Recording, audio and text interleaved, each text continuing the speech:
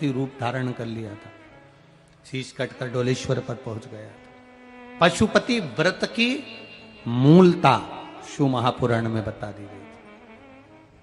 पशुपति व्रत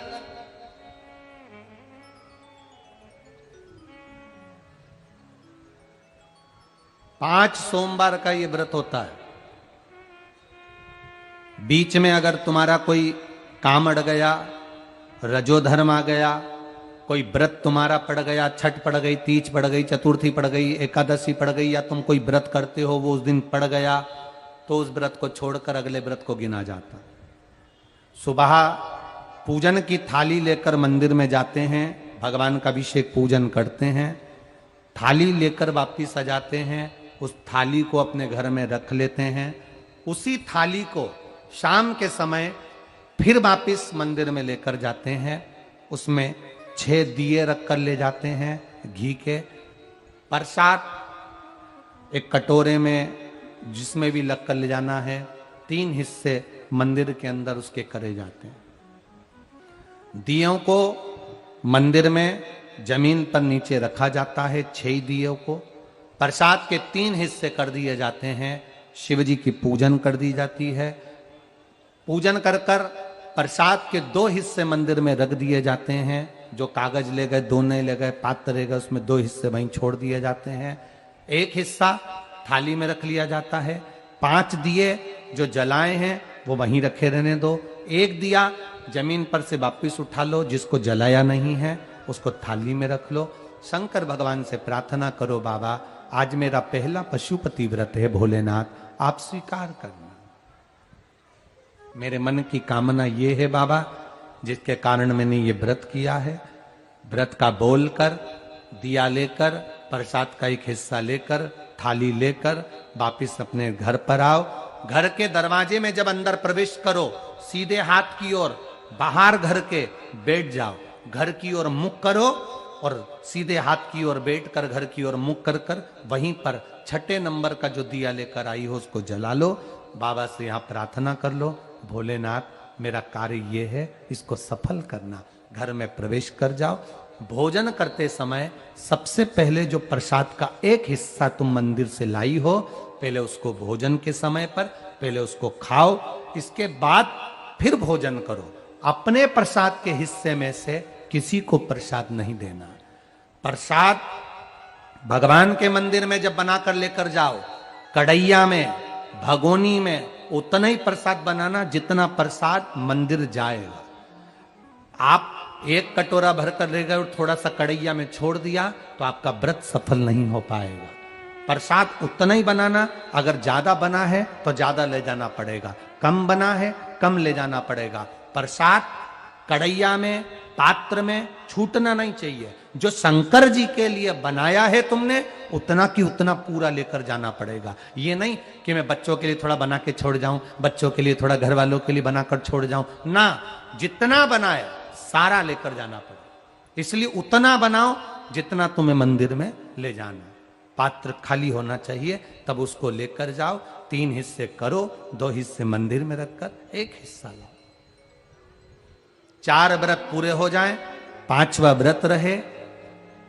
बाबा से विनती करते हुए 108 चावल के दाने, मूंग के दाने या फूल या पंखड़ी या बेलपत्र आदि जो भी आप बाबा को 108 चढ़ाना चाहें वो ले जाओ।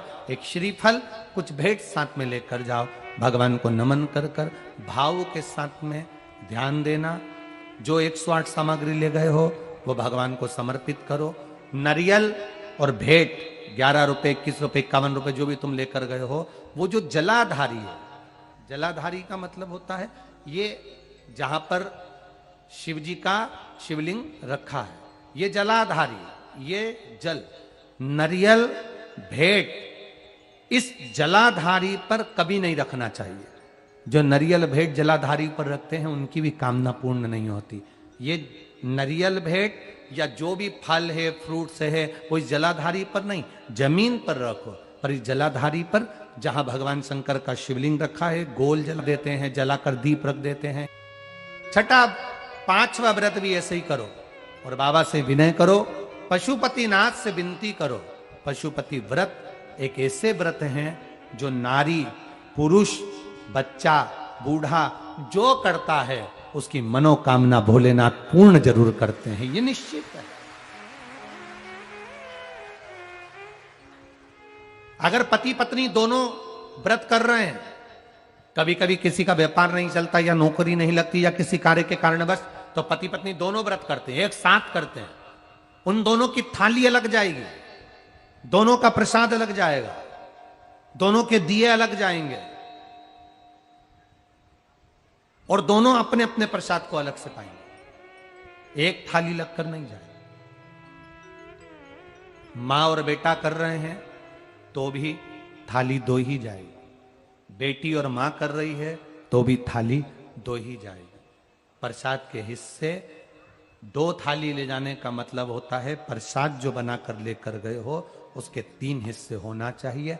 अगर माँ और बेटा एक ही थाली लेकर गए तो प्रसाद जो आएगा वो एक हिस्सा आएगा, एक हिस्सा वापस आएगा तो उसमें से 2 भाग फिर हो जाएंगे, तो उसका फल नहीं मिलता। इसलिए पूजन करने वाला अगर 2 व्रत कर रहे हैं, 3 व्रत कर रहे हैं, कोई घर के 3 लोग देवरानी जेठानी सब मिलकर व्रत कर, सबकी थाली अलग है। सास बहू कर रहे हैं उनकी थालियां अलग जाएंगी। जिस मंदिर में पहला व्रत करोगे उसी मंदिर में 5 व्रत करना है। मायके चले गए हो, सोमवार का दिन पड़ गया, तुम्हारा व्रत था, उस व्रत को मानना नहीं जाएगा। मायके गए हो तो मायके में आराम से खाओ पियो मौज करो, अपनी जिंदगी आनंद में जियो। वापिस जब आओ फिर वापिस व्रत करो, पर गिनती 5 ही रहेगी, 5 से ज्यादा। हाँ, कभी कभी फाइल अगर ज्यादा मोटी होती है तो इसको दबाने में समय लगता है। कभी कभी 3 महीना इंतजार करा, व्रत करा और पूर्ण नहीं हुआ, समझ लेना कुछ ना कुछ बाबा को बुलाने में कमी रह गई होगी, कहीं अहंकार आ गया होगा, प्रसाद बनाते समय कुछ भूल हो गई होगी, दिया मंदिर में भूली आई होंगी, या कुछ कारण हो गया होगा, कुछ ना कुछ हुआ है। घर से चली थी, माचिस लेकर नहीं गई, दूसरे की पड़ी हुई माचिस से मैंने दिया जला दिया होगा, हो सकता है गलती हो गई होगी, कुछ ना कुछ भूल हमसे हो गई। अपने दीप को प्रज्वलित करने के लिए अपने घर की माचिस लेकर जाइए। पशुपति व्रत है, जिस कामना से हम करते हैं बाबा उसको स्वीकार करता है। और भारत के नहीं, देश विदेश में रहने, मेरा विश्वास कहता है नेपाल के भी कई लोगों ने इस व्रत को करा होगा, ये विश्वास मेरा कहता है। देश विदेश में रहने वाले प्रत्येक सनातनी भाई बहन इस व्रत को करते हैं और मनवांछित फल मेरा भोलेनाथ पशुपतिनाथ प्रदान करता ही करता है।